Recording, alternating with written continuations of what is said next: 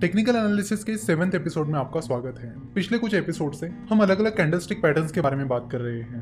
हमने हैमर के बारे में बात की, उसके बाद हमने हैंगिंग मैन के बारे में बात की, उसके बाद हमने स्पिनिंग टॉप और दोजी के बारे में बात की, और अब हम बात करने वाले हैं इनगल्फिंग पैटर्न्स के बारे में।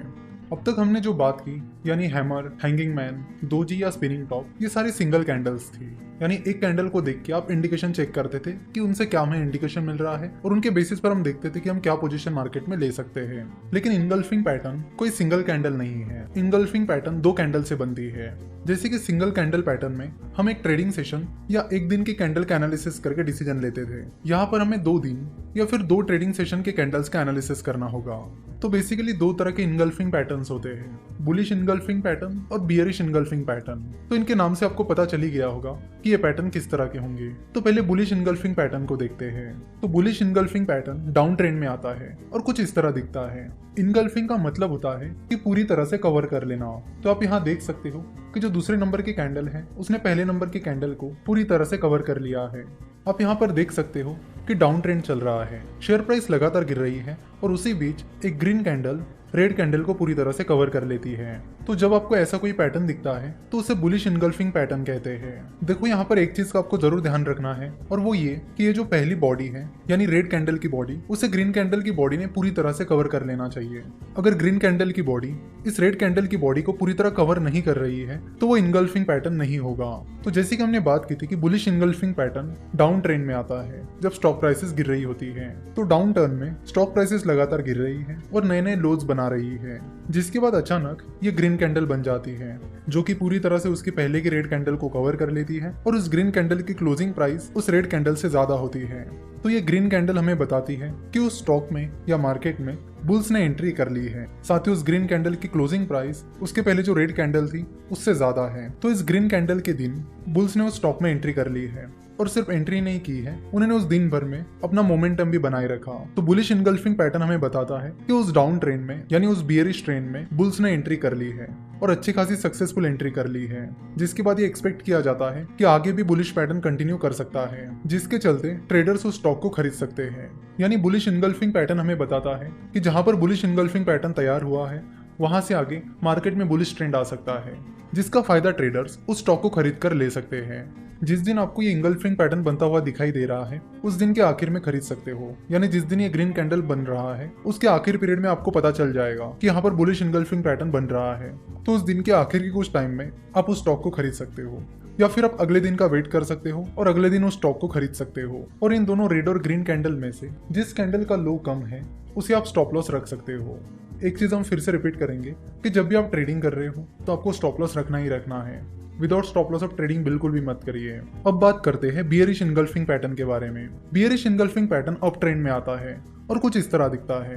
इसमें पहले आपको ग्रीन कैंडल दिखेगी और उसके बाद रेड कैंडल दिखेगी, और जैसे कि आप देख सकते हो कि इस रेड कैंडल ने उसके पहले की ग्रीन कैंडल को पूरी तरह कवर कर लिया है। देखो, जरूरी नहीं है कि उस पूरी रेड कैंडल को उस ग्रीन कैंडल को पूरी तरह से कवर करना है। जरूरी ये है कि उस रेड कैंडल की बॉडी को ग्रीन कैंडल की बॉडी को पूरी तरह से कवर कर लेना है। तो यहाँ पर बॉडी ज्यादा मैटर करती है रादर देन की पूरी कैंडल।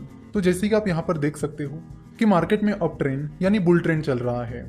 शेयर प्राइस लगातार बढ़ रही है और नए नए हाइस तैयार हो रहे हैं, और इन हाइस के बीच अचानक से एक रेड कैंडल आ जाती है जिसकी बॉडी उसके पहले की रेड कैंडल की बॉडी को पूरी तरह से कवर कर लेती है। तो जब भी आपको ऐसा कोई पैटर्न दिखेगा तो उसे बियरिश इनगल्फिंग पैटर्न कहा जाएगा। तो बियरिश इनगल्फिंग पैटर्न हमें क्या इंडिकेट करता है? बियरिश इनगल्फिंग पैटर्न हमें इंडिकेट करता है कि मार्केट में अपट्रेंड चल रहा है, लगातार उस स्टॉक में नए नए हाइस तैयार हो रहे हैं। उसी बीच ये रेड कैंडल आ जाती है और ये रेड कैंडल इंडिकेट करती है कि उस रेड कैंडल के दिन की क्लोजिंग प्राइस उसके पहले के दिन की क्लोजिंग प्राइस से कम है।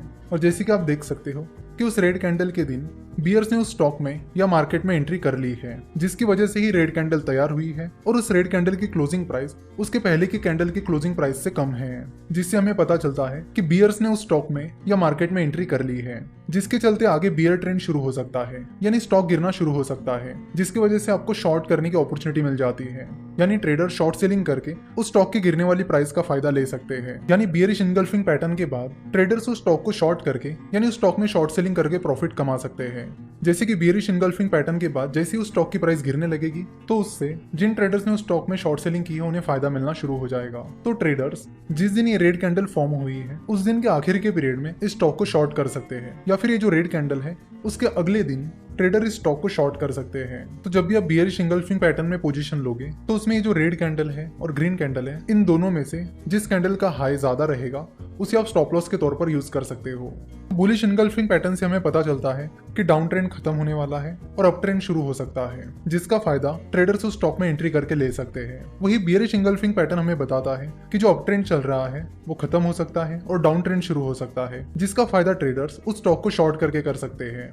तो आशा करता हूँ कि आपको बियरिश इंगल्फिंग पैटर्न और बुलिश इंगल्फिंग पैटर्न ये दोनों भी पैटर्न अच्छे से समझ में आए होंगे। साथ ही ये पैटर्न्स क्या इंडिकेट करते हैं ये भी समझ में आया होगा। हमने ये भी बात की थी कि इन पैटर्न्स के बाद आप कौन सी पोजीशंस ले सकते हो और क्या आपका स्टॉप लॉस होना चाहिए। तो आने वाले कुछ एपिसोड्स में भी कुछ इस तरह के अलग अलग पैटर्न्स के बारे में जानने वाले हैं। हम पता करेंगे कि वो पैटर्न्स क्या इंडिकेट करते हैं और उन पैटर्न्स के बाद आप कौन सी पोजीशन मार्केट में ले सकते हैं। अगर आपका सवाल ये है कि इन कैंडलस्टिक चार्ट को हम कहाँ देख सकते हैं, तो अगर आपका कहीं पर डीमैट अकाउंट नहीं है तो आप moneycontrol.com पर भी इन चार्ट्स को देख सकते हो। moneycontrol.com की वेबसाइट पर जाकर आप किसी भी शेयर का नाम सर्च कर लीजिए और उसके बाद यहाँ टेक्निकल चार्ट पर क्लिक कीजिए, जिसके बाद आपको स्टॉक का कैंडलस्टिक चार्ट मिल जाएगा। और इससे बेहतर ऑप्शन ये है कि अलग अलग ब्रोकरेज फर्म्स के अलग अलग ट्रेडिंग सॉफ्टवेयर्स होते हैं, ट्रेडिंग एप्स होते हैं। तो उन एप्स की मदद से और ट्रेडिंग सॉफ्टवेयर की मदद से आप कैंडलस्टिक चार्ट का एनालिसिस कर सकते हो। वहां पर आपको हर एक स्टॉक का कैंडलस्टिक चार्ट मिल जाएगा, जिसके बाद आप वहां पर अपना एनालिसिस शुरू कर सकते हो। आगे चलकर हम ये भी बात करेंगे कि वो कौन कौन से सॉफ्टवेयर्स हैं जो आपको आसानी से कैंडलस्टिक चार्ट का एनालिसिस करने में हेल्प करेंगे। कुछ सॉफ्टवेयर्स पेड है तो कुछ सॉफ्टवेयर्स फ्री भी है। तो आगे चलकर पैटर्न्स को समझने के बाद हम ट्रेडिंग सॉफ्टवेयर्स के बारे में भी बात करेंगे। आशा करता हूँ कि आपको आज का एपिसोड पसंद आया होगा। हमसे जुड़े रहने के लिए आप हमें फेसबुक, ट्विटर और इंस्टाग्राम पर फॉलो कर सकते हो। हमसे जुड़े रहने के लिए आपका बहुत बहुत धन्यवाद।